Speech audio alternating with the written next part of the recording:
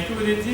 और हमारे मेंबर हैं, आज आप आए मधुलिका जी टाइम निकाल करके, क्योंकि संडे के दिन में एक ही छुट्टी होता है और आदमी आ जाए 10 बजे 10:30 11 बजे तो बड़ी बात है, क्योंकि आप लोग बुक से लगाव रखते हैं इसलिए आप आते हैं, तो ऐसे आना संभव नहीं मुझे लगता है।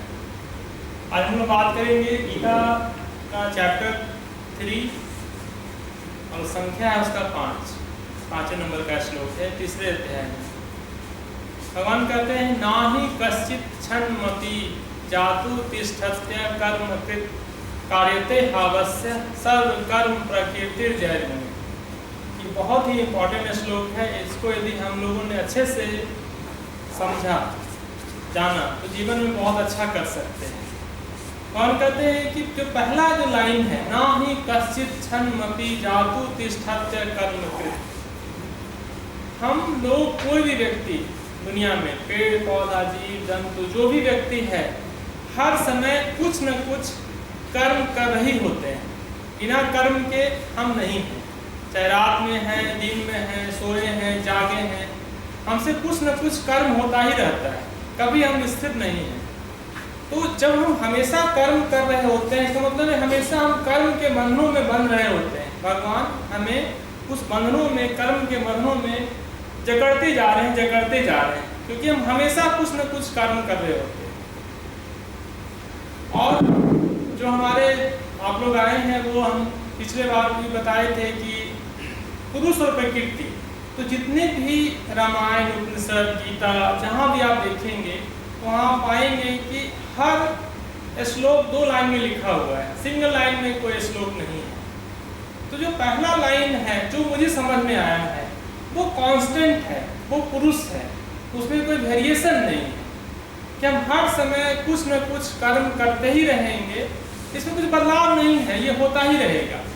तो पहला लाइन ये पुरुष है और अगला लाइन जो है कार्यते हावस्य कर्म सर्व प्रकृति जयगुण, ये जो लाइन है इसमें वेरिएशन है, ये हमारा प्रकृति है कि हम लोग अपने प्रकृति जो हमारी प्रकृति भगवान ने मुझे दिया है उसके अकॉर्डिंग हम इस दुनिया में आकर के अपना एक्शन को करते हैं।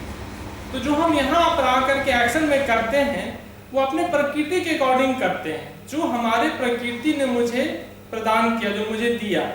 तो जब तक हम अपने यदि प्रकृति को नहीं जान पाएंगे कि हमारी प्रकृति क्या है, इसके पहले हम कहे थे सत्वम रजस्तम इति गुणा प्रकृति संभवः निबध्नान्ति महाबाहो देहे देही नाम अव्ययम्, कि धरती पर जितने भी चीजें हैं वो 3 गुणों से ही बना हुआ है।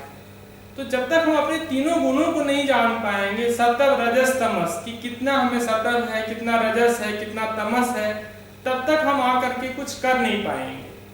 तो पहले तो अपने आप को जानना, जो हम बोले थे वर्ल्ड विदिन, अपने अंदर को पहले जान लीजिए आप, तब आपको बाहर दिखेगा। बाहर क्या है? बाहर आपका अंदर का रिफ्लेक्शन है, जो आप अंदर हैं।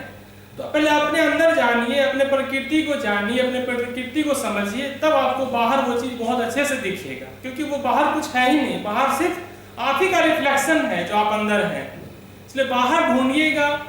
तो काउज एंड इफेक्ट है, ज़्यादा व्यक्ति इफेक्ट में लगा हुआ है, काउज के बारे में नहीं जानता है। तो जो इफेक्ट है वर्ल्ड विदाउट है, जो काउज है वो वर्ल्ड विदिन है।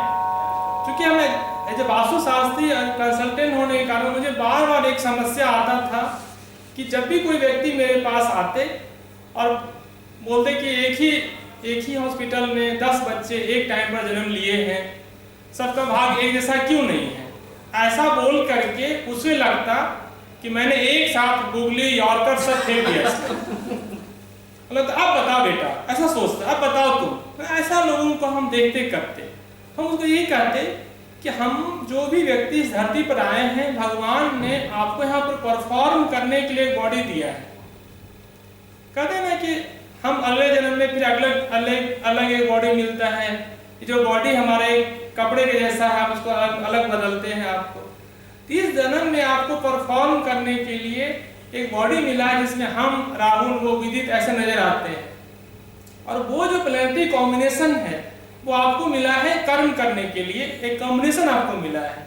तो जो 10 व्यक्ति है वो अलग अलग प्रकृति का है, उसको एक कॉम्बिनेशन मिला है खेलने के लिए, करने के लिए, तो वो अलग अलग ही रिजल्ट लेकर के आएगा, क्योंकि वो अलग ही व्यक्ति है, उसको सिर्फ कॉम्बिनेशन 9 प्लेनेट का मिला हुआ है। कोई व्यक्ति उसमें अच्छा कर सकता है, कोई खराब कर सकता है।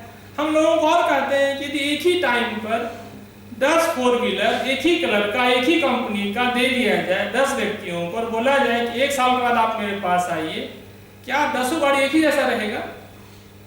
नहीं रहेगा, क्योंकि वो व्यक्ति 10 को यूज करने वाले अलग अलग थे, इसलिए परिणाम अलग अलग आएगा।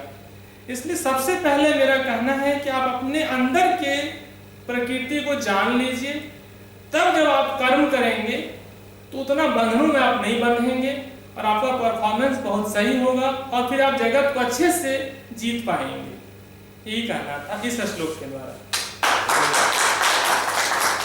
Thank you.